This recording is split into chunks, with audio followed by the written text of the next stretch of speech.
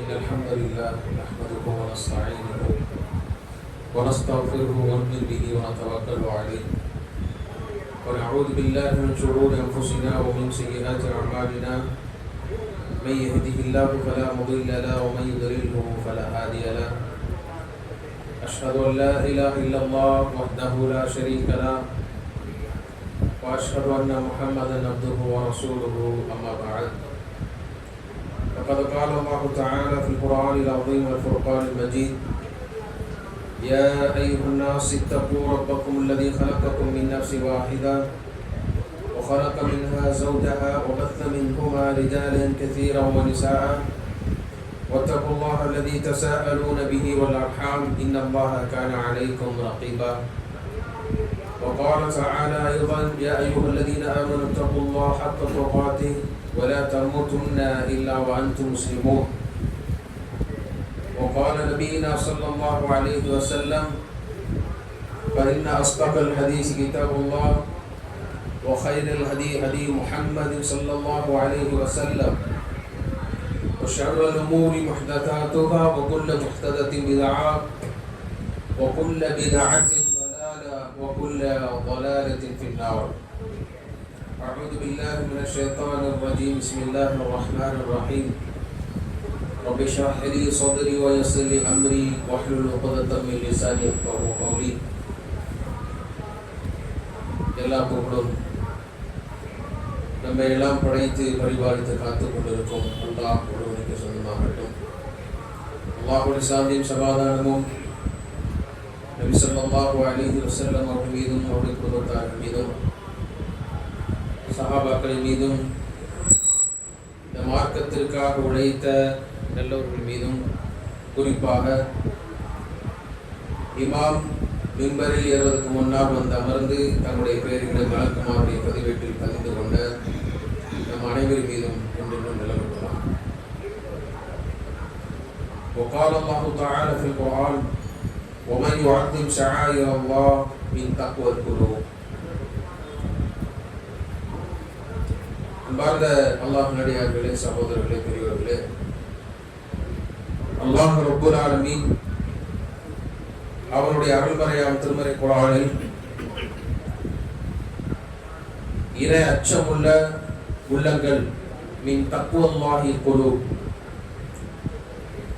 அல்லாஹ்வை பயப்படக்கூடிய உள்ளங்கள், அவர்களுடைய நடவடிக்கைகளாக அல்லாஹ் திருமறை குர்ஆன் சொல்லும் பொழுது ஒமை வஅத்திம் ஷஆயிர் அல்லாஹ், அல்லாஹ் எவற்றையெல்லாம் கண்ணியப்படுத்த சொல்கின்றானோ அவற்றை இறையச்சவாதிகள் கண்ணியப்படுத்துவார்கள். அல்லாஹ் எவற்றையெல்லாம் அவனுடைய அடையாளங்களாக அத்தாட்சிகளாக பறைசாற்றுகின்றானோ அவற்றை இறையச்சமுடைய மக்கள் அதனுடைய மதிப்பை வீணாக்க மாட்டார்கள். அந்த அடையாளங்களுக்கு கண்ணியம் கொடுப்பார்கள். இப்படி யார் அல்லாஹ்வுடைய அடையாளங்களை மதிக்கிறார்களோ, அதற்கு கண்ணியம் கொடுக்கின்றார்களோ, அந்த அடையாளங்களை பேணி பாதுகாக்கின்றார்களோ அவர்களுக்கு தான் இறை அச்சமுடைய உள்ளங்கள் இருப்பதாக அல்லாஹ் திருமறை குர்ஆனில் சொல்றார். எவற்றையெல்லாம் அல்லாஹ் இஸ்லாத்துடைய அடையாளங்களாக, இந்த மார்க்கத்துடைய அடையாள சின்னங்களாக அல்லாஹ் நம்மை நினைவுபடுத்த சொல்லுகின்றானோ அவற்றை உண்மையிலேயே ஒரு மூமினாக இருக்கக்கூடியவர் அந்தந்த நேரங்களில் அந்தந்த அல்லாஹ்வுடைய அடையாளங்களுக்கு, அல்லாஹ் ஏற்படுத்தி இருக்கக்கூடிய இந்த சின்னங்களுக்கு நாம் என்ன செய்யணும்? மதிப்பளிக்கணும், கண்ணியம் கொடுக்கணும். உதாரணத்திற்கு நாம் எடுத்தோம் என்று சொன்னால் இஸ்லாத்துடைய அடையாளங்கள் அல்லாஹ் ரப்பல் ஆலமீன் சொல்லக்கூடிய திருமறை குர்ஆனில் பறைசாற்றுகிறானா இல்லையா? ஜும்ஆவுடைய நாள். இந்த நாள் என்பது இந்த மார்க்கத்துறை மிக முக்கியமாக அடையாளப்படுத்தப்பட வேண்டிய அல்லாஹ்வுடைய அத்தாட்சி, அல்லாஹ் ரப்பல் ஆலமீன் சொல்லக்கூடிய அவனால் கண்ணியப்படுத்தப்பட வேண்டிய ஒரு நாள் தான் என்ன? இந்த ஜும்ஆவுடைய நாள். இந்த ஜும்ஆவுடைய நாள் என்றாலே ஒவ்வொரு முஸ்லிமுக்கும் இந்த ஜும்ஆவுடைய நாளுக்கு நாம் கண்ணியம் கொடுக்கணும், இந்த நாளை நாம் சிறப்பாக்க வேண்டும். இவற்றின் மூலமாக, ஆடை அணிவதன் மூலமாக, குளிப்பதன் மூலமாகவா? நன்மையான காரியங்கள் அதிகமாக ஈடுபடுவதன் மூலமாக. ஒரு முஸ்லீம் இந்த நாளில் எப்படி இருப்பார்? மற்ற நாட்களை காட்டிலும் வெள்ளிக்கிழமை அந்த நாளை சிறப்பாக்குவார், நிறைய அமல்களை செய்வார், குர்ஆனோடு அதிகம் தொடர்புடையவராக இருப்பார். அதே நேரத்தில் அந்த வாரம் தான் செய்த தவறுகளை விட்டும் இந்த வெள்ளிக்கிழமை அல்லாஹ்விடத்தில் தௌபா செய்தவராக, தூய்மையாக கூடியவராக இந்த வெள்ளிக்கிழமை அவர் இருப்பார். கணியத்திற்குரிய அல்லாஹ் நடிகார்களே, இப்படி நமக்கு தரப்பட்டுள்ள வருடத்தில் நாம் நினைவு கூற வேண்டிய ஒரு நாள் என்பது ஹிஜ்ரத்துடைய இந்த மாதமாகிய நாம் அடைய இருக்கக்கூடிய முஹர்ரம் மாதத்தை பற்றி நாம் எல்லாம் நினைவு கூற வேண்டும். இப்போது நாம் எந்த மாசத்துல வாழ்ந்துகிட்டு இருக்கோம்? நிறைய பேருக்கு கேட்டால் தெரியாது. நிறைய பேருக்கு எந்த மாசத்துல இருக்கோம், எப்படிப்பட்ட மாதத்தில் வாழ்ந்துகிட்டு இருக்கோம், அடுத்து எந்த மாசத்துக்கு போக போறோம் என்ற சிந்தனை இல்லாமல் நாம் இருக்கிறோம். இதுதான் இறை அச்சம் உள்ள மக்களுக்கு உதாரணமாக அல்லாஹ் சொல்லலாம். இறை அச்சம் உடைய மக்களுக்கு நினைவுல எது இருந்துகிட்டே இருக்கணும்? நாம எந்த மாசத்துல இருக்கிறோம், அடுத்து எந்த மாசத்துக்கு போக போறோம் என நன்மைகளை சேகரிப்பதற்காகவே நம்முடைய சிந்தனைகள் அணுதினமும் அதை சிந்திப்பதாக இருக்கணும். ஏதோ மாற்றம் போய்கிட்டு இருக்கு, ஏதோ வாழ்நாள் போய்கிட்டு இருக்கு, காலையில் எந்திக்க நைட்டு தூங்க போறோம். நம்ம இஸ்லாமிய சகோதரர்கள் நிறைய பேருடைய வாழ்க்கை எப்படிதான் போய்கிட்டு இருக்கு? எந்த நாள், எந்த மாசம், எந்த வருடம் எதுவுமே கிடையாது. போன மாசம் இருந்த மாதிரி அந்த மாசம் இருப்போம், அடுத்த மாசம் இதே மாதிரிதான் இருப்பேன். நாம் எந்த மாதத்தில் இருந்து கொண்டு இருக்கிறோம்? துல்ஹஜ் மாதத்தில் நாம் இருந்து கொண்டு இருக்கிறோம். 1445 வருடம் துல்ஹஜ் மாதத்தை நாம் என்ன செய்ய போறோம்? முடிக்க போறோம். அடுத்த மாசம் எதை அடைய போகிறோம்? முஹர்ரம் மாதத்தை அடையக்கூடிய ஒன்றில் நாம் இருக்கிறோம். இவையெல்லாம் அல்லாஹ்வுடைய மாதங்கள். அல்லாஹ் திருமறை குர்ஆன் என்ன சொல்றார்? இன்ன இத்தத ஷுஹூரி இன்தல்லாஹி 12. அல்லாஹ்விடத்திலே 12 மாதங்களாக அல்லாஹ் இந்த மாதங்களை அல்லாஹ் ஏற்படுத்தி இருக்கிறான். அது 4 மாதங்கள் ஷஹ்ருல்லாஹ், அல்லாஹ்வுடைய மாதங்கள். அப்படிப்பட்ட அல்லாஹ் கண்ணியம் கொடுக்கக்கூடிய, அல்லாஹ் ரப்பல் ஆலமீன் தன்னுடைய அருளை வாரி வழங்கக்கூடிய மாதங்கள் என்ன? இந்த துல்ஹஜ் மாதம், நாம் அடுத்து சந்திக்க இருக்கக்கூடிய முஹர்ரம் மாதம், துல்கஅதா, துல்ஹஜ், முஹர்ரம், ரஜப். இந்த 4 மாதங்கள் ஷஹ்ருல்லாஹ், அல்லாஹ்வுடைய மாதம் என்று அல்லாஹ் ரப்பல் ஆலமீன் திருமறை குர்ஆன் சொல்கிறார். இந்த 4 மாதங்களை அல்லாஹ் அடையாளப்படுத்துவதோட நோக்கம் என்ன? மற்ற மாதங்களை போன்று இந்த மாதங்களை சாதாரணமாக கடந்து விடாமல் அதற்குரிய கண்ணியத்தை கொடுப்பதுதான் இறையச்சமுடைய உள்ளங்களுக்கு உதாரணம் என்று அல்லாஹ் சொல்றான். அதற்குரிய மதிப்பை கொடுக்க வேண்டும். அல்லாஹ் அடையாளப்படுத்தி காட்டுறான்னா அல்லாஹ் பாட்டு அடையாளப்படுத்தட்டும், நான் எப்பவும் கூட தான் இருப்பேன்னு சொன்னா நம்முடைய உள்ளங்களை என்ன இல்லைன்னு அர்த்தம்? அல்லாஹை பற்றி அச்சம், தக்வாவுடைய உள்ளமாக நம்முடைய உள்ளங்களை நாம் இன்னும் மெருகேற்ற வேண்டும் என்ற சிந்தனையை நாம் என்ன செய்து கொள்ள வேண்டும்? வளர்த்துக் கொள்ள வேண்டும் என்றுதான் அல்லாஹ் ரப்பல் ஆலமீன் இந்த மாதங்களின் மூலமாக நமக்கு உணர்த்துகின்றான். கண்ணியத்திற்குரிய அல்லாஹ் நடிகார்கள், நம்முடைய வாழ்நாளில் ஒரு நாளை இழந்து இன்னொரு நாளை நாம் என்ன செய்கிறோம்? அடைகிறோம். ஒரு வாரத்தை இழந்து ஒரு வாரத்தை நாம் அடைய போகிறோம். ஒரு மாதத்தை இழந்து ஒரு மாதத்தை நாம் அடைய போகிறோம். அதே போன்று ஒரு வருடத்தை இழந்து இன்னொரு வருடத்தை அடைய போகிறோம். கடந்த ஒரு வருடம், இந்த துல்ஹஜ்ஜோடு ஒரு வருடம் முடிய போகின்றது. அடுத்த ஒரு வருடத்தை அடையக்கூடிய நிலையில் நாம் இருக்கிறோம். அதே போன்று அல்லாஹ்வுடைய ஏற்பாடு, ஒரு மனிதன் தன்னுடைய ஆயுளை முடித்து அடுத்த வாழ்க்கைக்கு தயாராகிறான். அல்லாஹ்வுடைய ஏற்பாடு இதுதான். உன்னை முடித்து இன்னொருக்கு போய் ஆகணும். அவனால் படைக்கப்பட்ட எல்லா பொருட்களுக்கும் நிலைமை இதுதான். உன்னை முடிச்சு அடுத்த நிலைமைக்கு போகக்கூடிய நிலைமைகள் அல்லாஹ் படைச்சிருக்கான். எதுவுமே நிரந்தரம் கிடையாது. உலகத்தில் எதுவுமே நிரந்தரமாக இருக்க முடியாது. ஒன்றை முடித்து அடுத்த கட்ட பயணத்திற்கு முஸ்லிமாக இருக்கக்கூடியவன் அவன் தயாராகி கொள்ள வேண்டும். இந்த 12 மாதங்கள் நாம் எப்படி வாழ்ந்தோம் என்பதை நாம் சிந்திக்க வேண்டும். அடுத்த 12 மாதங்கள் நாம் எப்படி வாழப் போகிறோம்? இது ரொம்ப முக்கியமான ஒன்று. சுய பரிசோதனை செய்யும். ஒவ்வொரு முஸ்லிமும் சுய பரிசோதனை செய்ய வேண்டும். உமர் பின் கத்தாப் ரலியல்லாஹு அன்ஹு அவர்கள் சொல்கிறார்கள், ஹாசிபு அன்ஃபுஸக்கும் கப்ல அன் துஹாஸபு. உங்களுக்கு விசாரணை வருவதற்கு முன்னால் உங்களை நீங்களே விசாரித்துக் கொள்ளுங்கள். உமர் பின் கத்தாப் ரலியல்லாஹு அன்ஹு சொல்கிறார், உங்களை விசாரிக்கும் முன்னால் உங்களை நீங்களே ஒரு முறை விசாரிச்சு பாருங்க. நான் எந்த நிலைமையில வாழ்ந்துகிட்டு இருக்கேன்? உலகத்தில் அல்லாஹ் என்னை படைச்சிட்டான், எனக்கு அவனுடைய மார்க்கத்தை கொடுத்து விட்டான், நான் கலிமாவை சொல்லிவிட்டேன், முஸ்லிமாக வாழக்கூடிய ஒரு வாய்ப்பு எல்லாம் எனக்கு ஏற்படுத்த தந்திருக்கிறான், அவனை வணங்கி வழிபடுவதற்குரிய எல்லா விதமான சகல ஏற்பாடுகளையும் அல்லாஹ் எனக்கு தந்துள்ளான். இப்படி எல்லா விதமான ஞாபகங்களையும் அல்லாஹ் தந்திருக்க நான் எப்படிப்பட்ட வாழ்க்கை வாழ்ந்து கொண்டிருக்கிறேன்?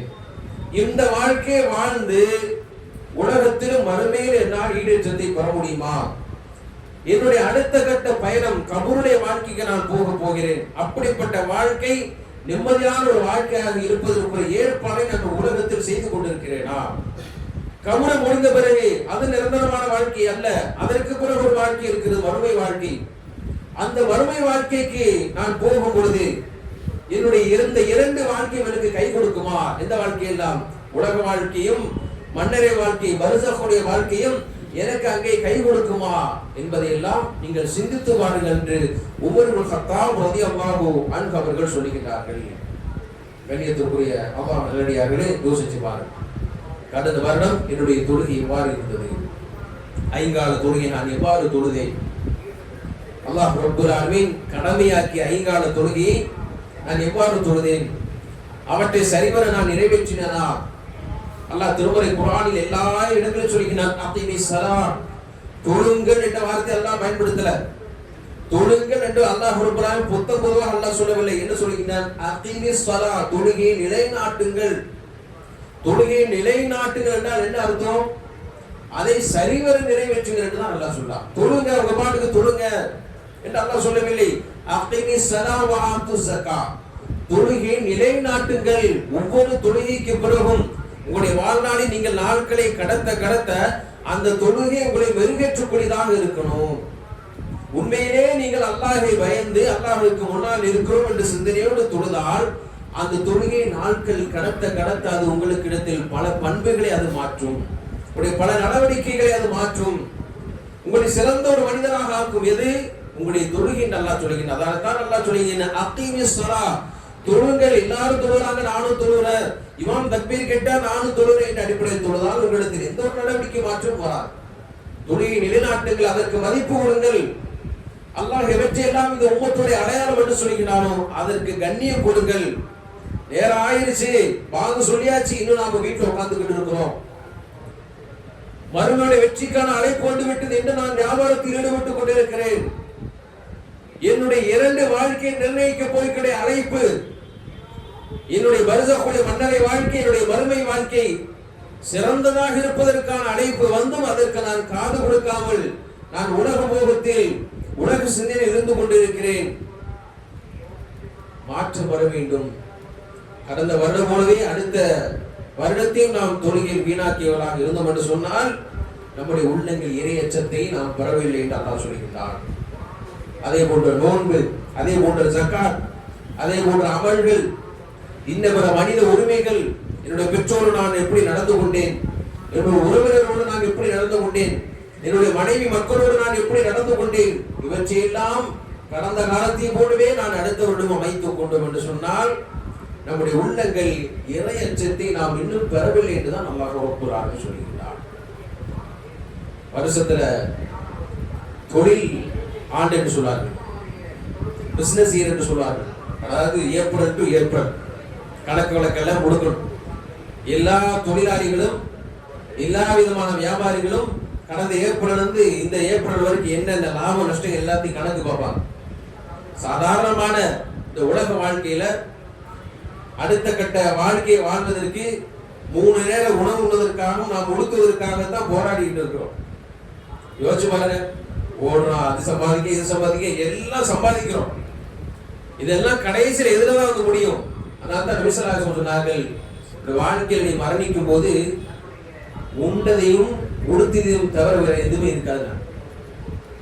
உண்டு கழித்ததும் உடுத்தி கிழித்ததையும் தவிர வேற எதுவுமே நீங்க அனுபவிச்சிருக்க முடியாது. எதெல்லாம் சேர்த்து வைக்கிறீங்களோ அதெல்லாம் யாருக்காக? உங்களுடைய வாரிசுக்காக என்று ரசூலுல்லாஹி ஸல்லல்லாஹு அலைஹி வஸல்லம் சொன்னார். அல்லாஹ்வுடைய தூதர் அவர்கள் தெளிவாக கேட்டாங்க, நீங்க எதுக்கு அதிகமா முக்கியத்துவம் கொடுப்பீங்கன்னா உங்களுடைய சொத்துக்கா உங்களுடைய வாரிசுக்கா? உங்களுடைய சொத்துக்கா உங்களுடைய வாரிசுக்கா? நாமளா இருந்தா என்ன பதில் சொல்லுவோம்? சென்டிமெண்டா பதில் சொல்லக்கூடாது. சென்டிமெண்டா பதில் சொல்லக்கூடாது. அவன் சென்டிமெண்டா பதில் சொன்னா என்ன சொல்லுவான்? ஏன் வாரிசு அப்படின்னு சொல்லுவான். நான் சகாபாக்கள் ஓப்பனா சொன்னாங்க, ஏன் சொத்துக்கு தான் நான் மதிப்பு கொடுப்பேன். ஏன் என்ன காரணம்? அது கண்ணுக்கு முன்னால இருக்கு. சொத்துங்கிறது என் கண்ணுக்கு முன்னால இருக்கு, நான் சம்பாதிச்சது. வாரிசுங்கிறது எனக்கு தெரியாது. அடுத்து வரப்போறது எல்லாமே எனக்கு வாரிசு தான். நான் முக்கியத்துவம் கொடுக்கணும் எதுக்கு தான்? சொத்துக்கு தான் முக்கியத்துவம் கொடுப்பேன். அல்லாஹ் தூதர் ஸல்லல்லாஹு சொன்னாங்க, நீ அனுபவிச்சுட்டு போக மீதி வைக்கிறது எல்லாமே உன்னுடைய வாரிசுகிட்டா. நீ அனுபவிச்சது போக மீதி வைக்கிறது எல்லாமே சொத்து வைக்கிறியா இல்லையா, அதெல்லாம் நீ எதை கண்டுக்காம இருக்கு அதுக்கு போயிடும். அதனால உலகத்தில் வாழும் பொழுது நீ எவற்றையெல்லாம் நீ செலவழிக்கிறாய், நல்வழியில் செலவழிக்கிறாயோ அதுதான் உனக்கு பின்னால் கை கொடுக்கும் என்று அல்லாஹ் தூதர் ரசூலுல்லாஹி ஸல்லல்லாஹு அலைஹி வஸல்லம் சொல்லிட்டார். கண்ணியத்திற்குரிய அல்லாஹ் நல்லடியார்களே, எப்படி வருடத்தில் நாம் லாப நஷ்ட கணக்கு வழக்குகளை பார்க்கிறோமோ அதே போன்று நாம் கடந்த வருடத்தில் எப்படி இருந்தோம் அதே போன்று அடுத்த வருடத்தில் நாம் கணித்தோம் என்று சொன்னால் நாம் அல்லாஹ்வுடைய அடையாளங்களை நாம் மதிக்கவில்லை. அல்லாஹ் எவற்றையெல்லாம் இந்த உம்மத்திற்கு உன்னதமாக சொல்லினானோ அவற்றையெல்லாம் நாம் மறந்தவர்களாக நாம் வாழ்ந்து கொண்டு இருக்கிறோம். கண்ணியத்திற்குரிய அல்லாஹ் நல்லடியார்களே, இந்த ஹிஜ்ரத் என்பது, இந்த முஹர்ரம் மாதம் என்பது எப்படி ஆரம்பிக்கப்பட்டது? ஆரம்பத்தில் இஸ்லாத்திற்கு என்று வருடத்தை கணக்கு வைப்பதற்கு எந்த ஒரு நிகழ்வுகளும் இல்லாமல் இருந்தது. நபி ஸல்லல்லாஹு அலைஹி வஸல்லம் அவர்கள் பிறப்பதற்கு முன்னால் வரைக்கும் எதைத்தான் கணக்கிட்டு வந்தாங்க? யானை ஆண்டு. யானை ஆண்டு அல்லாஹ் சொல்றாங்க, அலம் தர கைஃப ஃபஅல ரப்புக பி அஸ்ஹாபில் ஃபீல். யானை படை மக்காவிற்கு வந்து காபத்துல்லாவை தகர்ப்பதற்காக வந்து அல்லாஹ்வுடைய உதவியோடு அந்த காபத்துல்லா கைப்பற்றுவதிலிருந்து அது தகர்ப்பதிலிருந்து அல்லாஹ் பாதுகாத்தான். அதுதான் அந்த அரபு மக்களிடத்தில் மிகப்பெரிய ஒரு விஷயமாக பேசப்பட்டது. அப்படி கணக்கிட்டு வந்தார்கள். எவையெல்லாம் மிகப்பெரிய அடையாளமாக நடக்கிறதோ அவற்றை கணக்கிட்டு வந்தார்கள். யானை ஆண்டு என்பதுதான் இஸ்லாம் அந்த அரபுடைய கலாச்சாரமாக இருந்தது. அப்படி பார்த்தா நபி ஸல்லல்லாஹு அலைஹி வஸல்லம் அவர்கள் ஹிஜ்ரத்துக்கு முன்னாடி வரைக்கும் அவருடைய வயதை கணக்க வேண்டுமானால் இப்படிதான் கணக்கிடணும். ஆமுல் ஃபீல் 40, யானை ஆண்டு 40. ரசூலுல்லாஹி ஸல்லல்லாஹு அலைஹி வஸல்லம் அவர்கள் 40வது ஆண்டு தான் எப்படி என்ன ஆனாங்க? நபியாக ஆனார்கள் என்று தான் கணக்கிட்டு வந்தார்கள். இப்படி ஒரு குறிப்பிட்ட நிகழ்வை வைத்து சென்று கொண்டிருக்கக்கூடிய ஒரு நேரத்தில் தான் நபி ஸல்லல்லாஹு அலைஹி வஸல்லம் அவர்கள் மரணித்த பிறகு யாருடைய ஆட்சியில இந்த ஹிஜ்ரத் என்பது முடிவெடுக்கப்பட்டது என்றால் உமர் இப்னு கத்தாப் ரலியல்லாஹு அன்ஹு அவருடைய காலத்துல தான் நமக்கு இஸ்லாத்திற்கு என்ற ஒரு அடையாளம் இருக்கணும். நபி ஸல்லல்லாஹு அலைஹி வஸல்லம் அவர்கள் இந்த உம்மத்திற்கு அனுப்பப்பட்ட பிறகு இன்னும் கடந்த கால ஐயாமுல் ஜாஹிலியாவில் இருக்கக்கூடிய ஆண்டே நாம் பின்பற்ற வேண்டிய தேவையில்லை. நாம் இந்த உம்மத்திற்கு என்ன வருடத்தை அடையாளப்படுத்த வேண்டும். உமர் இப்னு கத்தாப் ரலியல்லாஹு அன்ஹு அவர்களும் சஹாபாக்கள் முடிவெடுத்து யோசிக்கின்றார்கள். இஸ்லாத்தின் எல்லாம் சிறப்பாக நடந்தது. அல்லாஹ்வின் தூதர் ஸல்லல்லாஹு அலைஹி வஸல்லம் அவர்கள் பிறந்தது ஒரு சிறப்பு, அவர்கள் நபியாக ஆக்கப்பட்டது ஒரு சிறப்பு, அல்லாஹ் ரப்பல் ஆலமீன் இந்த உம்மத்திற்கு முதல் போரான பத்ருடைய வெற்றியை கொடுத்தது ஒரு சிறப்பு. இப்படி சிறப்புகளை அடுக்கிக் கொண்டே போனார்கள். ஆனால் உமர் இப்னு கத்தாப் ரலியல்லாஹு அன்ஹு அவர்களும் சஹாபாக்களும் எவற்றை முதன்மையாக பிடித்தார்கள் என்றால் இந்த உம்மத்திற்கும் சரி உலகத்துடைய எல்லா மக்களும் நேர்வழி பெறுவதற்கு மிக முக்கியமான ஒரு நிகழ்வாக இருந்தது இஸ்லாமிய வரலாற்றில் ஹிஜ்ரத்துடைய நிகழ்வு. இந்த ஹிஜ்ரத்துடைய நிகழ்வு அல்லாஹ்வின் தூதர் ஸல்லல்லாஹு அலைஹி வஸல்லம் அவர்களும் சஹாபாக்கள் மேற்கொண்ட அந்த ஹிஜ்ரத்துடைய நிகழ்வு தான் இந்த உம்மத்திற்கு மிகப்பெரிய ஒரு மறுமலர்ச்சியாக இருந்தது. இந்த உம்மத்துடைய மிகப்பெரிய ஒரு மாற்றத்தை ஏற்படுத்தியது என்றால் அது ஹிஜ்ரத்துடைய நிகழ்வு தான் என்பதை உமர் இப்னு கத்தாப் ரலியல்லாஹு அன்ஹு அவர்கள் இவற்றை மிக முக்கியமான ஒரு காரணமாக காட்டி அன்றில் இருந்து இந்த உம்மத்துடைய ஆண்டு கணக்கு என்பது ஹிஜ்ரத்துடைய கணக்காக மாறியது. அன்னைக்கு உமர் இப்னு கத்தாப் ரலியல்லாஹு அன்ஹு அவருடைய காலத்துல ஆரம்பித்த அந்த ஹிஜ்ரி என்பதுதான் இப்போது எதில் வந்து நிற்குது? கிட்டத்தட்ட 1445 ஆண்டுகள் முடிந்து 1446வது ஆண்டு நாம் என்ன செய்கிறோம்? அடி எடுத்து வைக்க போகிறோம். கண்ணியத்திற்குரிய அல்லாஹ் நல்லடியார்களே, இந்த ஹிஜ்ரி என்பது, ஹிஜ்ரத் என்பது இந்த மார்க்கத்தில் ஏன் முக்கியத்துவம் கொடுக்கப்பட்டது? ஹிஜ்ரத் என்றால் என்ன? நாம் நினைப்பது போல இங்க இருந்து அங்க போனாங்க, எங்க இருந்து மக்காவில இருந்து மதீனாவுக்கு போனாங்க, இதுதான் ஹிஜ்ரத் என்ற அடிப்படையில் நாமெல்லாம் பார்க்கிறோம். கண்ணியத்திற்குரிய அல்லாஹ் நல்லடியார்களே, அல்லாஹ் ரப்பல் ஆலமீன் திருமறை குர்ஆனில் சொல்லுகிறார், யா அய்யுஹல்லதீன ஆமனூ, ஈமான் கொண்ட மக்களே, உதுகுரு நிஅமத்தல்லாஹி அலைக்கும், அல்லாஹ் உங்களுக்கு கொடுத்த நிஅமத்துகளை நீங்கள் நினைத்து பாருங்கள். ஹிஜ்ரத் என்பது ஒரு நிஅமத். ஹிஜ்ரத் என்பது நமக்கு கிடைத்த ஒரு நிஅமத். அல்லாஹ்வின் தூதர் ஸல்லல்லாஹு அலைஹி வஸல்லம் அவர்கள் தியாகம் செய்து, சஹாபாக்கள் பல இன்னல்களுக்கு மத்தியில் தியாகம் செய்து அந்த மேற்கொண்ட அந்த பயணம் இருக்கிறதா இல்லையா, அது நமக்கு கிடைத்த மிகப்பெரிய ஒரு நிஅமத். அந்த ஹிஜ்ரத்தினால் தான் நாம் இன்றைக்கு முஸ்லிம்களாக வாழ்ந்து கொண்டிருக்கிறோம். அல்லாஹ்வின் தூதர் ஸல்லல்லாஹு அலைஹி வஸல்லம் அவர்களும் சஹாபாக்கள் மேற்கொண்ட அந்த ஹிஜ்ரத்தின் காரணமாகத்தான் நாம் இன்றைக்கு இந்த ஜும்ஆவில் முஸ்லிம்களாக உட்கார்ந்து கொண்டிருக்கிறோம். அல்லாஹ் இந்த வார்த்தையை நம்மால் பேச முடிகிறது. முஸ்லிம்களாக வாழ்ந்து கொண்டிருக்கிறோம். கலிமாவை சுமந்தவர்களாக முஸ்லிம்களாக இந்த உலகத்தில் நாம் நடமாடி கொண்டிருக்கும் என்றால் வெற்றிக்கெல்லாம் அடிப்படையாக யாருடைய வாழ்க்கை இருந்தது? அல்லாஹ்வின் தூதர் ஸல்லல்லாஹு அலைஹி வஸல்லம் அவர்கள் மேற்கொண்டார்களா இல்லையா? அந்த ஹிஜ்ரத்துடைய பயணம், சஹாபாக்கள் மேற்கொண்ட அந்த ஹிஜ்ரத்துடைய பயணம் தான் இதற்கு அடிப்படை என்பதை நாம் எல்லாம் நினைவில் கொள்ள வேண்டும். கண்ணியத்திற்குரிய அல்லாஹ் நல்லடியார்களே, அல்லாஹ்வின் தூதர் ஸல்லல்லாஹு அலைஹி வஸல்லம் அவர்கள் ஏன் அந்த பயணத்தை மேற்கொண்டார்கள்? ஹிஜ்ரத்துடைய பயணத்தை அல்லாஹ்வின் தூதர்கள் மேற்கொள்வதற்குரிய காரணம் என்ன என்பதை நாம் சிந்தித்து பார்க்கும் பொழுது, அல்லாஹ்வின் தூதர் ஸல்லல்லாஹு அலைஹி வஸல்லம் அவர்கள் அத்தனை வருடங்கள், கிட்டத்தட்ட 10 ஆண்டுகள் மக்காவில் பொறுமையாக இருந்துவிட்டு அதற்கு பிறகு ஹிஜ்ரத்தை மேற்கொண்டார்கள். 13 ஆண்டுகள் பொறுமையாக இருந்துவிட்டு அதற்கு பிறகு ஹிஜ்ரத்தை மேற்கொண்டார்கள். என்ன காரணம்? ஏன் அதற்கு பிறகு அவர்கள் இருக்க முடியவில்லையா? உயிருக்கு பயந்து ஓடினார்களா? அல்லது பொருளாதாரத்தை இழந்து விடுவோம், இங்கே மௌத்தாய் போயிடும் என்கிற பயத்தில் போனாங்களா? மரணத்தை நேசிக்கக்கூடியவர்கள், மறுமையை நேசிக்கக்கூடியவர்கள், அல்லாஹ்வை தவிர யாருக்கும் பயப்படாதவர்கள், அப்படிப்பட்ட உம்மத்தை உருவாக்கி அல்லாஹ்வின் தூதர் ஸல்லல்லாஹு அலைஹி வஸல்லம் அவர்கள் அந்த சமூகத்தை ஹிஜ்ரத் பயணம் ஏன் செய்ய மேற்கொண்டார்கள் என்றால், ஒரு சிறந்த உம்மத்தை உருவாக்க வேண்டும். இந்த இஸ்லாம் என்பது மக்காவிலும் அரபுலகத்திலும் முடிந்துவிடக் கூடாது. இந்த ஹிஜ்ரத் பயணத்தின் மூலமாக இஸ்லாம் என்பது உலகெங்கிலும் பரவ வேண்டும், எல்லா மக்களும் நேர்வழிக்கு வர வேண்டும். நாளை மறுமை நாளில் என்னுடைய உம்மத் என்பது மிகப்பெரிய ஒரு கூட்டமாக நிற்க வேண்டும் என்ற சிறந்த ஒரு தொலைநோக்கு சிந்தனையுடன் தான் அல்லாஹ்வின் தூதர் ஸல்லல்லாஹு அலைஹி வஸல்லம் அவர்கள் தானும் சஹாபாக்கள் ஹிஜ்ரத் பயணத்தை மேற்கொள்ள வைத்தார்கள். நமக்காக தான் மேற்கொண்டார்கள், வேறு யாருக்காக கஷ்டப்பட்டாங்க? அல்லாஹ்வின் தூதர் ஸல்லல்லாஹு அலைஹி வஸல்லம் அவர்களும் சஹாபாக்களும் அவ்வளவு கஷ்டப்பட்டு ஹிஜ்ரத் பயணம் மேற்கொண்ட நோக்கம் என்ன? ஒரு சிறந்த உம்மத்தை உருவாக்க வேண்டும். மிகப்பெரிய எண்ணிக்கையிலான இஸ்லாம் என்பது உலகம் முழுவதும் பரவ வேண்டும் என்ற ஒரு சிறந்த தொலைநோக்கு சிந்தனையுடன் தான் அல்லாஹ்வின் தூதர் ரசூலுல்லாஹி ஸல்லல்லாஹு அலைஹி வஸல்லம் அவர்கள் ஹிஜ்ரத் பயணத்தை மேற்கொண்டார்கள். அன்பார்ந்தவர்களே, ஹிஜ்ரத் பயணம் என்பது ஏதோ எந்த இழப்புகளும் இல்லாமல் இன்னைக்கு நாம போறோமா இல்லையா? இங்க இருந்து துபாய்க்கு போறோம், எந்த பிரச்சனை இருக்குதா? பஸ்ல போறதோட சுகமா போயிடுறோம், இங்க பிளேட்ல போயிடுறோம். பஸ்ல போனா கூட கஷ்டம்தான், எந்த கஷ்டமும் இல்லாம நேர ஏசியில உட்காந்து ஏசியிலே போய் இறங்கிடுறோம். அங்க போனவன ஒரு பஸ்ல வந்து நேர கூட்டு போயிட்டு ஏசி ரூம்ல போய் படுக்க வச்சிடலாம், உள்ள ஏசியில தான் வாழ்றோம். இதுக்கு பேரு ஹிஜ்ரத் தான் சொல்லலாம். ஹிஜ்ரத்னா என்ன பேரு? ஒரு இடத்திலிருந்து இன்னொரு இடத்துக்கு நகரத்துக்கு பேரு ஹிஜ்ரத்.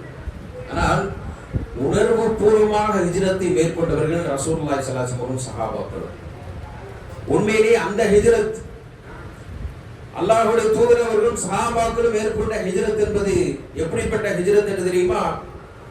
அல்லாஹ் இந்த மார்க்கத்தின் அடிப்படையில், இந்த வார்த்தை ஹிஜ்ரத் என்ற வார்த்தை ஹஜர என்ற ஒரு இடத்திலிருந்து இன்னொரு இடத்துக்கு போறதுக்கு பேர் ஹஜர. ஹிஜ்ரத் என்ற வார்த்தைக்கு உயிரோட்டம், மார்க்க அடிப்படை இந்த வார்த்தைக்கு உயிரோட்டம் கொடுத்தவர்கள் தான் யாரு? ரசூலுல்லாஹி ஸல்லல்லாஹு அலைஹி வஸல்லம் சஹாபாக்கள். ஹஜர் என்றால் என்ன அர்த்தம்? சஹாபாக்கள் ரசூலுல்லாஹி ஸல்லல்லாஹு அலைஹி வஸல்லம் ஹிஜ்ரத் மேற்கொண்ட நோக்கம் என்ன? ஒரு இடத்துல அல்லாஹ்வை வழிபடுவதற்கு தடை ஏற்பட்டால் அந்த இடத்தை விட்டு நகர்ந்து அல்லாஹ்வை சுதந்திரமாக வழிபடுவதற்கு இன்னொரு இடத்தை நோக்கி நகர வேண்டும். இதுல யாரும் அடங்குவா? நாமளும் அடங்குவோம். நாம இப்ப எங்க வாழ்ந்துகிட்டு இருக்கோம்? இந்தியாவில் வாழ்ந்துகிட்டு இருக்கோம். இந்தியா எங்கள் தேசம், சரிதான். எப்போ வரைக்கும்?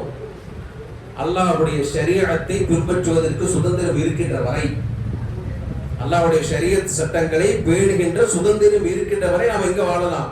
இந்தியாவில் வாழலாம்.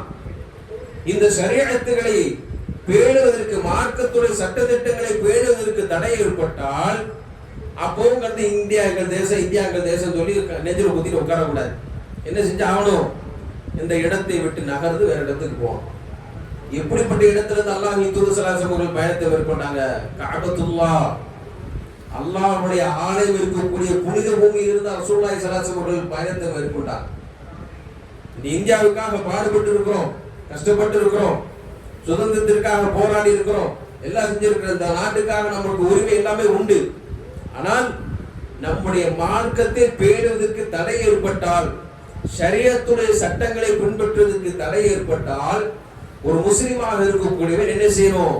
நாட்டு பற்றி, என்னுடைய சொத்து, என்னுடைய செல்வங்கள், என்னுடைய குடும்பங்கள் இங்கே இருக்கிறது என்று நாம் இருந்தோம் என்று சொன்னால் நாம் எப்படிப்பட்ட முஸ்லிம் அல்ல? அல்லாஹ்வை நேசிக்கக்கூடிய முஸ்லிம் அல்ல, மார்க்கத்தை நேசிக்கக்கூடிய முஸ்லிம் அல்ல, ஷரியத்தை உயிர் மூச்சாக கொண்டிருக்கக்கூடிய முஸ்லிம் அல்ல என்பதை நாம் என்ன செய்ய விளங்கிக் கொள்ள வேண்டும். இப்படிப்பட்ட பயணத்தை தான் யார் மேற்கொண்டார்? சஹாபாக்கள் மேற்கொண்டார்கள். அப்துல் ரஹ்மான் இப்னு அவுஃப் ரலியல்லாஹு அன்ஹு அவர்கள் மக்காவில் இருக்கும்போது மிகப்பெரிய ஒரு செல்வந்தர். அப்துல் ரஹ்மான் இப்னு அவுஃப் மக்காவில் மிகப்பெரிய ஒரு செல்வந்தர். ஹிஜ்ரத் பயணம் மேற்கொள்ளும் பொழுது அவர் தன்னோடு எடுத்துக்கொண்ட ஒரே ஒரு விஷயம் என்ன தெரியுமா? ஒரே ஒரு பொருள் தெரியுமா? ஒரே ஒரு குதிரையை மட்டும் எடுத்து பயணத்தை மேற்கொண்டார். எல்லா செல்வங்களையும் மக்காவிலே விட்டுவிட்டு மக்காவை விட்டு வெளியேறும்போது அவரிடத்தில் இருந்த ஒரே ஒரு உரிமை என்ன மட்டும்தான்? அவருடைய குதிரையை மட்டுமே எடுத்துக்கொண்டு அவர் என்ன செய்தார்? வெளியேறினார். பார்த்தவர்களே, அல்லாஹ்வுக்காக சில விஷயங்களை தியாகம் செய்தால், அல்லாஹ்வுக்காக நான் அந்த விஷயத்தை விடுறேன், அல்லாஹ்வுக்காக நான் தியாகம் பண்றேன், அல்லாஹ்வுக்காக என்னுடைய நடவடிக்கை நான் மாத்துறேன்னு சொல்லி நம் வாழ்க்கையில் எந்த கட்டத்தில் நாம் முடிவெடுத்தாலும் நம்முடைய வாழ்க்கை அல்லாஹ் பரக்கத்தாக ஆக்குவார், நம்முடைய வாழ்க்கை அல்லாஹ் நிம்மதியாக ஆக்குவார், நம்முடைய வாழ்க்கையை அல்லாஹ் மகிழ்ச்சியானதாக ஆக்குவான் என்பதற்கு அப்துல் ரஹ்மான் இப்னு அவுஃப் ரலியல்லாஹு அன்ஹு வாழ்க்கை ஒரு உதாரணம். இழந்த செல்வங்களை காட்டிலும் பல மடங்கு செல்வந்தராக அல்லாஹ் எங்க மாத்தினா? மதீனாவில் போய் அல்லாஹ் ஆக்கினான். அல்லாஹ் மீது தவக்கல் வைக்கக்கூடிய எங்கே சென்றாலும் அல்லாஹ் அவர்களை கைவிட மாட்டான். சாதாரணமாக இருந்த ஒரு பணக்காரராக இருந்தவர் அப்துல் ரஹ்மான் இப்னு அவுஃப் மதீனாவிற்கு போன பிறகு ஒரே ஒரு குதிரையோடு வந்தவர் பல மில்லியன் திர்ஹம்களுக்கு சொந்தக்காரராக யார் மாத்தினா? அல்லாஹ் ரப்பல் ஆலமீன் அப்துல் ரஹ்மான் இப்னு அவுஃப் ரலியல்லாஹு அன்ஹு அல்லாஹ் மாற்றினார். சகோதரர்களே, அல்லாஹ்வுக்காக இந்த உலகத்துல சில விஷயங்கள் நாம் இழந்தோம் சொன்னா, அல்லாஹ் மீது தவக்கல் வைத்து நாம் சில நடவடிக்கை, நம்முடைய கெட்ட குணங்களை நாம் மாற்றினால், கெட்ட பழக்க வழக்கங்களை நாம் விட்டால் அல்லாஹ் மகிழ்ச்சியான வாழ்க்கையை தருவான், நிம்மதியான வாழ்க்கையை தருவதற்கு இந்த ஹிஜ்ரத் என்பது நமக்கு உதாரணம். வெறும் செல்வத்தை மட்டுமா இழந்தார்கள்? எவற்றெல்லாம் இழந்தார்கள் சஹாபாக்கள்? வியாபாரத்தை, சொந்த தொழிலை விட்டாங்க.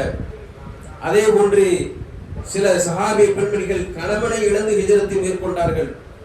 சில சஹாபாக்கள் மனைவியை இழந்து ஹிஜ்ரத்தை மேற்கொண்டார்கள். இன்னும் சில சஹாபாக்கள் ஒட்டுமொத்த குடும்பத்தை இழந்து ஹிஜ்ரத்தை மேற்கொண்டார்கள். உம்மு சலமா ரலியல்லாஹு அன்ஹா வயித்துல பிள்ளையோட என்ன செஞ்சாங்க? ஹிஜ்ரத்தை மேற்கொள்வதற்காக வந்தாங்க, புரிச்சிட்டாங்க. மாமனார் குடும்பத்திலிருந்து என்ன செஞ்சாங்க? புரிச்சிட்டாங்க. என் கணவனை தான் நீ வளைச்சு போட்ட, என் பிள்ளைய தான் வளைச்சு போட்ட, இப்போ நீ எங்க போற? என் பிள்ளைய கூட்டு நீ வெளியில போயா சொல்லி எழுந்திட்டாங்க. உம்மு சலமா ரலியல்லாஹு அன்ஹா புடிச்சிட்டாங்க. அபூ சலமா போயிட்டாரு. உம்மு சலமா ரலியல்லாஹு அன்ஹா ஒவ்வொரு நாள் காலையில வெயில் ஆரம்பிப்பதற்கு முன்னால் அந்த இடத்துக்கு வந்து உட்காரும். கணவனும் மனைவி புரிஞ்சாங்களா இல்லையா? அந்த இடத்துல உட்கார்ந்து ஆள ஆரம்பிப்பாங்களா? சூரியன் மறைகின்ற வரைக்கும் கர்ப்பிணி பெண்ணாக இருந்து அழுதுகிட்டே இருந்தான். அதற்கு பிறகு ஒரு வருடத்துல புள்ள பிறந்துச்சு. சரி, புள்ளைய வச்சுட்டு சந்தோஷமா இருந்துருவா. கணவன் நிறைய பேருக்கு நிலை தானே, கணவன் இல்லைன்னா என்ன, புள்ளைய வச்சுட்டு நிம்மதி ஆயிரும் அப்படிங்கிற நம்பிக்கையெல்லாம் அவங்க வீட்டுக்காரங்க சும்மா விட்டாங்க. மகன் இருக்கட்டும், கூட இருக்கட்டும் சொல்லி விட்டாங்க. பிறந்த பிள்ளையை எடுத்துக்கிட்டே எங்க வந்தாங்க? அந்த வெயிலில் உட்கார்ந்து அழுதுகிட்டே இருப்பாங்க. காலையில் வந்தவங்க சாயந்தரம் சூரியன் சாய்வதற்கு வரைக்கும் அழுது கொண்டே இருந்தார்கள். அதற்கு பிறகு பார்த்தாங்க, இப்படியே விட்டா இந்த புள்ள மனநோயாளியா மாறிடும், இதுவும் வம்பா போய் பிள்ளையும் வம்பா போகும், நீ கிளம்புமான்னு சொல்லி என்ன அனுப்பி வச்சிட்டாங்க. இப்படிப்பட்ட பல தியாகங்கள், பல சிரமங்கள், பல கஷ்டங்கள், பல விதமான இழப்புகளை மேற்கொண்டு அன்னைக்கு உம்மு சலமா ரலியல்லாஹு அன்ஹா ஒற்றை பெண்மணியாக என்ன செஞ்சாங்க? ஹிஜ்ரத்தை மேற்கொண்டார்கள். ஏதோ சாதாரணமாக போனாங்க, கூட்டம் கூட்டமாக போனாங்க இந்த அடிப்படையில் அல்ல. அன்பார்ந்த அல்லாஹ் நல்லடியார்களே, ஒவ்வொரு சஹாபிக்கும் இந்த ஹிஜ்ரத்தில் பலவிதமான இழப்புகள். ஒவ்வொரு சஹாபியும் எல்லாருமே பலவிதமான இழப்புகளையும் பலவிதமான தியாகங்களையும் செய்து என்ன செஞ்சாங்க? அல்லாஹ்வுடைய கட்டளைக்காக ஹிஜ்ரத்தை மேற்கொண்டார்கள். அன்பார்ந்த அல்லாஹ் நல்லடியார்களே, இந்த ஹிஜ்ரத் என்பது நமக்கு இப்போது கடமை அல்ல. நாம இப்ப இருக்கிறோம், சுதந்திரமாக வாழ்ந்து கொண்டிருக்கிறோம். ஐவேளை தொழுகை மார்க்கத்தை பேணுவதற்கு எந்த ஒரு தடையும் நமக்கு வரல. இப்போ நமக்கு ஹிஜ்ரத் என்பது இருக்கானா? இருக்கு. இப்போது ஹிஜ்ரத் என்பது இருக்கு. எப்படிப்பட்ட ஹிஜ்ரத் என்று தெரியுமா? ரசூலுல்லாஹி ஸல்லல்லாஹு அலைஹி வஸல்லம் சொன்னார்கள், அல் முஸ்லிம் மன் சலிமல் முஸ்லிமூன மின் லிசானிஹி வ யதிஹி. ஒரே ஹதீஸ்ல இரண்டு வார்த்தை ரசூலுல்லாஹி ஸல்லல்லாஹு அலைஹி வஸல்லம் சேர்த்துட்டாங்க. அல் முஸ்லிம், ஒரு முஸ்லிம் என்பது யாருன்னு தெரியுமா? மன் சலிமல் முஸ்லிமூன மின் லிசானிஹி வ யதிஹி. அவனை சுற்றி இருக்கக்கூடிய மக்கள் அவனிடத்திலிருந்து பாதுகாப்பாக இருப்பார்கள். யாருக்கு எந்த ஒரு தீங்கும் விளைக்க மாட்டான். தன்னுடைய நாவின் மூலமாக யாரையும் பொய் பேசுவதோ, யாரையும் அவதூறாக பேசுவதோ, யாரையும் கெட்ட வார்த்தை பேசுவதோ, அவருடைய நாவின் மூலமாக, அவருடைய கரத்தின் மூலமாகவும் ஒரு முஸ்லிமை பார்க்கும்போது இவனால் எனக்கு எந்த பிரச்சனையும் வராது, என்னுடைய நாவு எனக்கு எந்த தொந்தரவும் தராது, என்னுடைய வாழ்க்கை எனக்கு எந்த தொந்தரவும் தராது என்று மற்ற மக்கள் எந்த முஸ்லிமை நினைக்கின்றார்களோ அவர்தான் முஸ்லிம் என்று ரசூலுல்லாஹி ஸல்லல்லாஹு அலைஹி வஸல்லம் சொன்னார்கள். அடுத்த வார்த்தை அல்லாஹ் தூதர் சொன்னார்கள், அல் முஹாஜிர். உண்மையிலேயே முஹாஜிர் என்பது யார் என்று தெரியுமா? மன் ஹஜர மா நஹல்லாஹு அன்ஹு. அல்லாஹ் எவற்றை எல்லாம் தடுத்தானோ அவற்றை விட்டு யார் தன்னை தூரமாக்கி கொள்கிறாரோ அவர்தான் உண்மையிலேயே முஹாஜிர் என்று ரசூலுல்லாஹி ஸல்லல்லாஹு அலைஹி வஸல்லம் அவர்கள் சொல்கிறார். உண்மையிலேயே முஹாஜிர்னா யாரு? முஹாஜிர்னா என்ன? ஹிஜ்ரத் செய்யக்கூடியவர். அல் முஹாஜிர், முஹாஜிர் என்பவர் அல்லாஹ் எவற்றை தடை செய்கிறானோ அதை விட்டு தன்னை தூரமாக்கி கொள்வார். அவர்தான் உண்மையில் முஹாஜிர் என்று ரசூலுல்லாஹி ஸல்லல்லாஹு அலைஹி வஸல்லம். இன்னைக்கு நம்ம முஹாஜிர்களாக இருக்கலாம், ஆனால் அவர்கள் சென்ற அந்த ஹிஜ்ரத்துடைய நன்மை கிடைக்காது. ஆனால் அல்லாஹ் தடுத்த சில விஷயங்களை, அல்லாஹ் சில எல்லைகளை போட்டு இதை தாண்டாதீர்கள் என்று அல்லாஹ் சொல்லியிருக்கிறான். சில விஷயங்கள் பக்கம் நெருங்காதீர்கள் என்று அல்லாஹ் சொல்லியிருக்கிறான். வட்டியின் பக்கம், விபச்சாரத்தின் பக்கம், அல்லாஹ் அவற்றின் பக்கம் நெருங்காதீர்கள். அல்லாஹ் ஒரு புறம் எவற்றையெல்லாம் தடுத்து இருக்கிறானோ, இந்த மார்க்கத்தை எவற்றையெல்லாம் அல்லாஹ் ஹராமாக்கி இருக்கிறானோ அவற்றை விட்டு யார் விலகிக் கொள்கிறாரோ அவர்தான் உண்மையிலே முஹாஜிர் என்று ரசூலுல்லாஹி ஸல்லல்லாஹு அலைஹி வஸல்லம் அவர்கள் சொல்கிறார்கள். இன்னைக்கு நமக்கு ஹிஜ்ரத் தேவை. தொழுகையை விட்டு தடுக்கக்கூடிய விஷயத்திலிருந்து நமக்கு ஹிஜ்ரத் தேவை. நம்ம தொழுகையிலிருந்து எவையெல்லாம் நம்மை தடுக்கிறதோ, நம்முடைய தூக்கம் தடுக்கிறதா, அந்த தூக்கத்திலிருந்து ஹிஜ்ரத் நமக்கு தேவை. அதே போன்று நம்மை இந்த உலகத்தில் அல்லாஹ்வுடைய சட்டங்களை பேணாமல் அல்லாஹ்வுடைய மார்க்கத்தை பின்பற்றுவதற்கு சில நட்புகளில் இருந்து நமக்கு ஹிஜ்ரத் தேவை. சில நட்புகளை விடுறது கஷ்டமா இருக்கும். அவங்களோடு சேர்ந்துதான் நம்முடைய நடவடிக்கைகள் எல்லாம் மாறும் என்று தெரியும். ஆனாலும் அவர்களுடைய நட்பை வைத்துக் கொண்டே இருக்கும். சில நட்புகளிலிருந்து நமக்கு ஹிஜ்ரத் என்பது தேவை.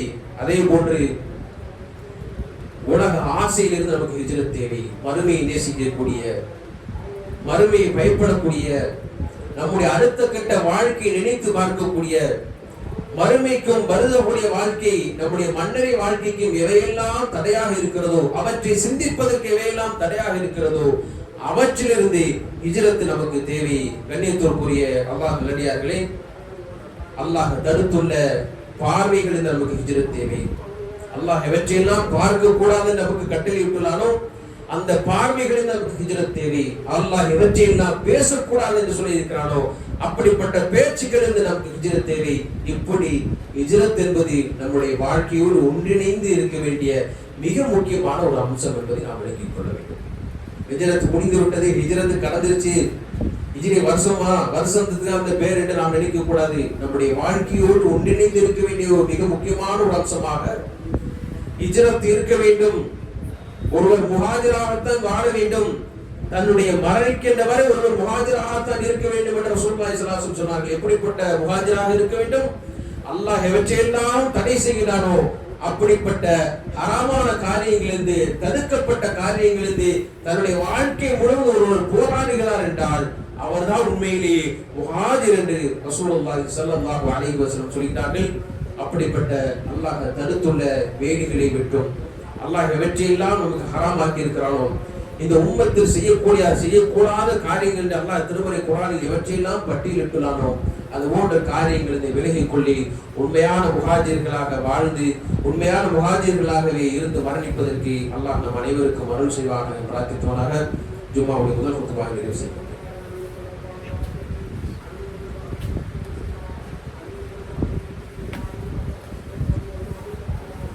الحمد لله رب العالمين والعاقبة للمتقين والصلاة والسلام على أشرف الأنبياء والمرسلين وعلى آله وصحبه أجمعين. أعوذ بالله من الشيطان الرجيم. بسم الله الرحمن الرحيم. கணித்திற்குரிய அல்லாஹ்வுடையவர்களே,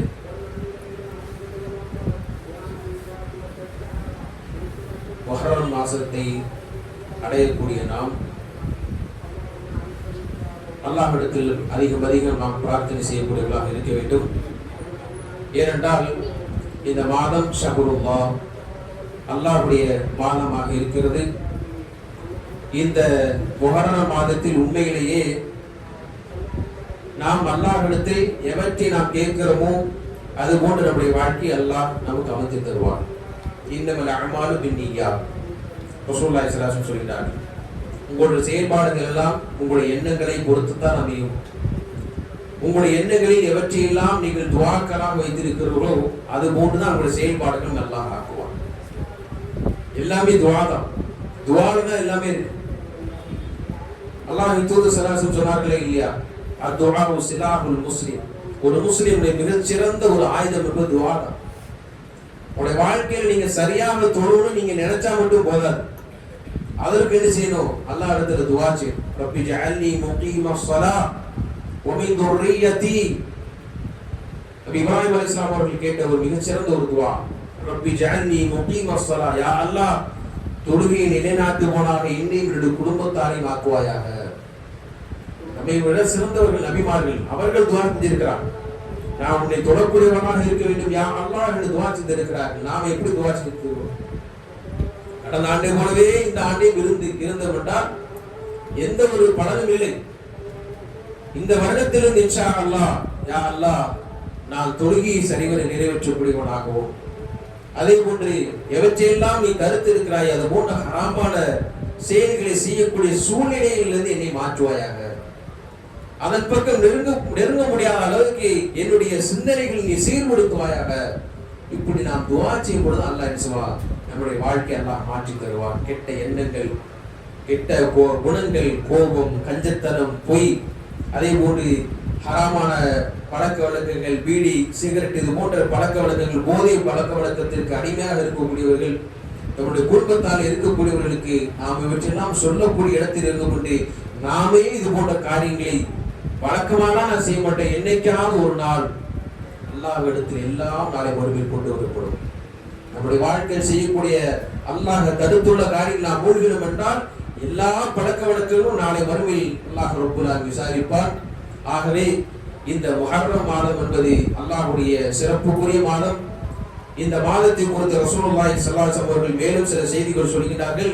அஃதலு ஸியாம் பஅத ரமதான் ஷஹ்ருல்லாஹில் முஹர்ரம். ரமலானுடைய நோன்புக்கு பிறகு சிறந்த ஒரு நோன்பு என்பது எதுதான்?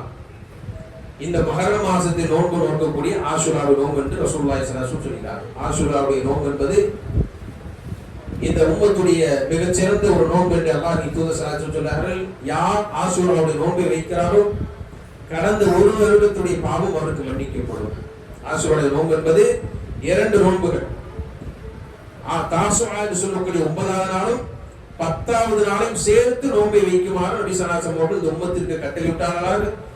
இந்த நோன்புடைய பலன் என்பதையும் அல்லாஹ்வுடைய தூதர் சொன்னார்கள். கடந்த ஒரு வருட பாவம் மன்னிக்கப்படும். அப்போ சிறந்த முடிவை எடுக்க வேண்டிய ஒரு கட்டத்தில் நாம இருக்கிறோம். கடந்த ஒரு வருடம், இந்த முஹர்ரத்துக்கு முன்னால இந்த ஒரு வருடமாக நாம் செய்த பாவங்களை மன்னிப்பதற்கும் நம்முடைய நடவடிக்கைகளை மாற்றுவதற்கும் இந்த நோன்பு என்பது மிகச்சிறந்த ஒரு பொருளை அல்லாஹ் ரப்பல் ஆலமீன் ஆக்கியுள்ளார். ஆக இந்த நோன்பை நோற்றுவிட்டு நாம் அல்லாஹ்விடத்தில் துஆ செய்ய வேண்டும். யா அல்லாஹ், சென்ற முஹர்ரத்தில் இருந்தவர்கள் இந்த முஹர்ரத்தில் இருக்க மாட்டார்கள், இந்த முஹர்ரத்தில் இருக்கக்கூடியவர்கள் அடுத்த முஹர்ரத்தில் இருப்போமா என்று நமக்கு தெரியாது. அல்லாஹ்விடத்தில் அதிகமாக சொல்லி துஆ செய்ய வேண்டும். யா அல்லாஹ், முஸ்லிமாக அன்றி என்னை மரணித்து விடாதே, முஸ்லிம் என்றால் பெயரோடு முஸ்லிம் அல்ல, நம்முடைய நடவடிக்கையும் அல்லாஹ்வுக்கு கட்டுப்பட்டு நிலையில் மரணிக்கக்கூடிய ஒரு வாக்கியத்தை எங்களுக்கு கூடியா அல்லாஹ் என்று நமக்கும் நம்முடைய குடும்பத்தாருக்கும் இந்த உலகத்தில் முஸ்லிமாக வாழக்கூடிய அனைவருக்கும் மூமினாக வாழக்கூடிய அனைவருக்கும் நாம் துஆ செய்ய வேண்டும். எல்லாம் வல்ல அல்லாஹ் ரப்புல் ஆலமீன் இனி வரக்கூடிய இந்த நாட்களை கடந்த வருடங்களைப் போல் அல்லாமல், கடந்த மாதங்களைப் போல் அல்லாமல், நம்முடைய பாவங்களை எல்லாம் மன்னித்து ஒரு சிறந்த ஒரு மூமினாக வாழ்வதற்குரிய ஒரு பாக்கியத்தை அல்லாஹ் நம் அனைவருக்கு வழங்குவானாக. அக்கூலு கௌலி ஹாதா அஸ்தக்ஃபிருல்லாஹ் லி வ லக்கும் ஃபஸ்தக்ஃபிரூஹு இன்னஹு ஹுவல் கஃபூருர் ரஹீம். اللهم ربنا آتنا في الدنيا حسنة وفي الآخرة حسنة وقنا عذاب النار. اللهم لا تزغ قلوبنا بعد إذ هديتنا وهب لنا من لدنك رحمة إنك أنت الوهاب.